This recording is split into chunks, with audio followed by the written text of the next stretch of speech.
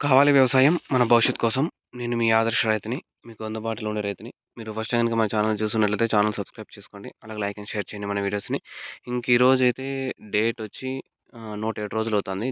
మనం పంట పెట్టి. 107 రోజులైతే ఈరోజు టమాటా కోతైతే పెరికాము. నిన్న అయితే కాయలనేది ఎక్కువ మాగిపోయాయి. మనమైతే ఎందుకైతే ముందుగా కోతేసామంటే రేట్ డౌన్ అయితుంది మనకు తెలుసు కాబట్టి సంక్రాంతికి ఆటోమేటిక్‌గా ఫెస్టివల్ కాబట్టి. అందుకైతే రేట్ అయితే డౌన్ అయింది నిన్న, మొన్న. ఇంకైతే రేపైతే మనమైతే మార్కెట్‌కైతే వెళ్తాయి. ఇప్పుడు ఏడో కోత కాబట్టి ఈ సైజ్ అయితే కాయలున్నాయి. మనమైతే చేసాము. ఇప్పుడైతే కోత కటింగ్ చేసాం. ఇంకా కూడా కాయలనేవి దండిగానే ఉన్నాయి. చూసుకోవచ్చు. ఈరోజైతే మనం టోటల్‌గా 141 బాక్స్ అయితే పెరికాము. 141 చెట్లకైతే రోగం అనేది వచ్చింది. మనం స్ప్రేయింగ్ అనేది చేస్తాము. ఇంక చేయాల్సింది మేమైతే ఇంక కింద పట్టించుకోము చెట్ల గురించి. పైన ఈ పూత డ్రాప్ కాకుండా అయితే కాపాడుకుంటాము. అంతే. ఎందుకంటే మన కింద మనని ఎట్లా పంట పెట్టినోడైనా గానీ కాపాడుకోలేడు పంట కింద దాన్ని లాస్ట్ వరకైతే. ఇప్పుడు ఆల్రెడీ 7 కోతలు అయిపోయినాయి కాబట్టి మనం ఏం చేసేదానికైతే ఛాన్సెస్ లేవు. మనమైతే పూతైతే ఇలాంటి పూతనైతే కాపాడుకోవచ్చు. అది ఇది. దీనికైతే మళ్ళీ స్ప్రేయింగ్ అవి ఇవి చేసి అయితే కాపాడుకుంటాము. నెక్స్ట్ వీడియోలో అయితే మీ ముందుకొస్తాను. మనకైతే ఇంకా కాయ అనేది దండిగానే ఉంది. ఆకుల్లో అయితే కాయ అయితే కనపడడం లేదంతే. చూసుకోవచ్చు. 7 కోతలయిపోయాయి. ఇప్పటికైతే 140 బాక్సులు అంటే ముందు 1100 బాక్సులైతే పెరికాము. ఈరోజు 150 అంటే 1250 బాక్సులైతే పెరికేసాం. ఈజీగా ఇంగైతే 700 బాక్సులైతే ఈజీగా పడతాయి.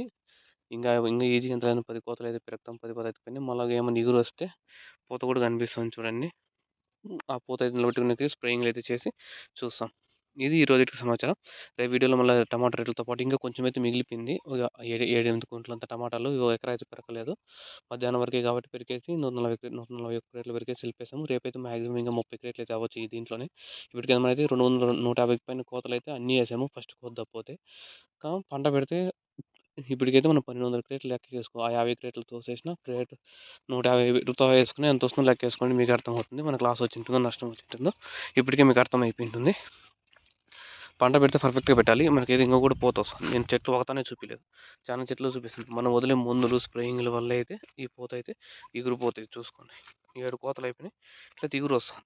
దీన్ని మనం పర్ఫెక్ట్‌గా కాపాడుకున్నామనుకో 4, 5 కోతలు పెరికలకి పూత పిండి పట్టేస్తాయి. మళ్ళీ కాయలనేవి తగ్గకుండా వస్తూనే ఉంటాయి. అటు సైడ్ అవతానైతే పెట్టాము కాయలు. ఇటు సైడ్ ఇక్కడ కూడా పెట్టాము చూడండి. 2 తవల మళ్ళీ ఆ వార ఒకటి పైన జూమ్ చేస్తా చూడండి మీకు.